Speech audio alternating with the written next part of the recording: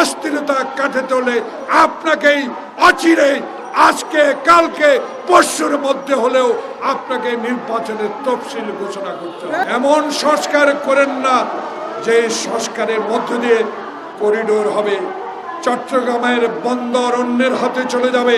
কাদের পরামর্শে, সলা পরামর্শে, কাদের কান কথায় এখনো নির্বাচনের তফসিল ঘোষণা করা হয় নাই। আমাদের প্রিয় নেতা তারেক রহমানের সুশৃঙ্খল সাংগঠনিক শক্তির মধ্য দিয়ে আমরা সেদিন জুলাই আগস্ট বিপ্লবকে সমর্থন দিয়ে বাংলাদেশে আপনার মতো একজন সচেতন নাগরিক, যিনি বিশ্ব দরবারে আমাদেরকে অহংকারিত করেছেন। আপনি নোবেল বিজয়ী, আপনি ব্যক্তিগত ইউনুস নয়, বাংলাদেশের 18 কোটি মানুষের ডক্টর মোহাম্মদ ইউনুস।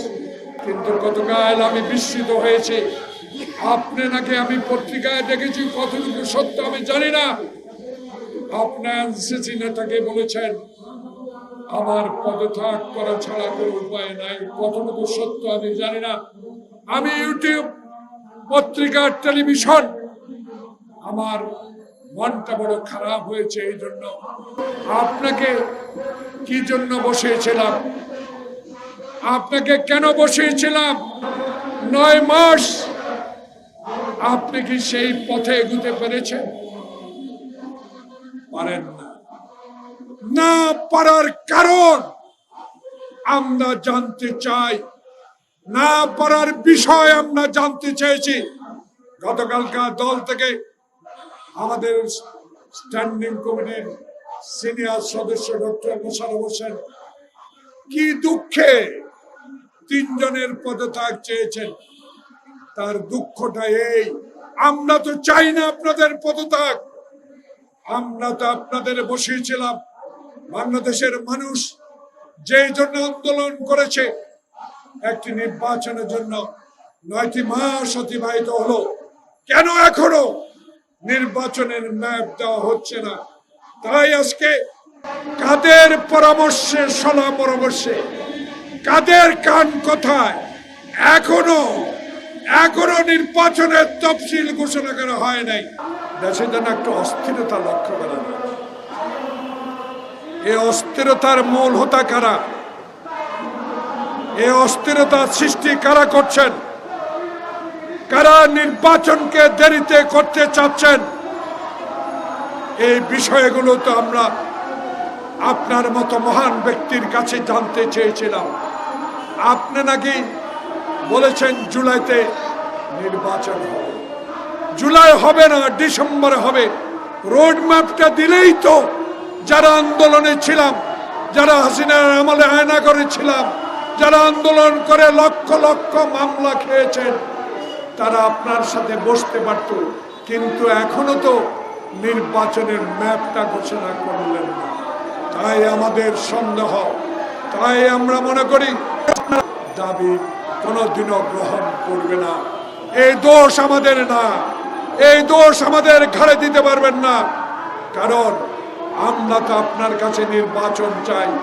সংস্কার করেন, এমন সংস্কার করেন না যে সংস্কারের মধ্য দিয়ে করিডোর হবে, চট্টগ্রামের বন্দর অন্যের হাতে চলে যাবে।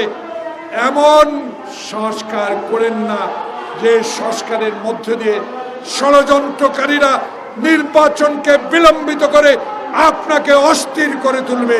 তাই আপনি অস্থিরতা কাটাতে হলে আপনাকেই অচিরে আজকে কালকে পরশুর মধ্যে হলেও আপনাকে নির্বাচনের তফসিল ঘোষণা করতে হবে। আপনি যদি এই অস্থিরতার কারণে এই নন্দিত লোকটি নিন্দিত হয়ে বিদায় নেন, আমরা মনে কষ্ট পাব। ইতিহাসে আপনার নামটি স্বর্ণাক্ষরে লেখা থাকুক। আপনি শাহাবুদ্দিনের মতো একটি নির্বাচন দিয়েছেন, আপনি দিনের ভোট দিনে করেছেন, আমার ভোটাধিকার আপনি প্রতিষ্ঠিত করেছেন। ইতিহাস লেখা থাকবে সেই ইতিহাসে আপনি আমাদের গ্রহণযোগ্য ব্যক্তি হিসাবে আমাদের ভবিষ্যৎ প্রজন্ম আজকে আপনাকে নিয়ে অহংকার করতে পারবে। তাই আপনার কাছে অনুরোধ, অনতিবিলম্বে এই তিনজনকে উপদেষ্টা পরিষদ থেকে আপনি চিঠি দিয়া দেন, অনুরোধ করেন তারা যেন নিজেই পদত্যাগ করে, নাহলে তিনজনকে এই উপদেষ্টা পরিষদ থেকে আপনাকে বিদায় করতে হবে। বাংলাদেশে অবিলম্বে মানুষের আশার একটি নির্বাচনের তারিখ ঘোষণা করবেন, এই বলে আজকে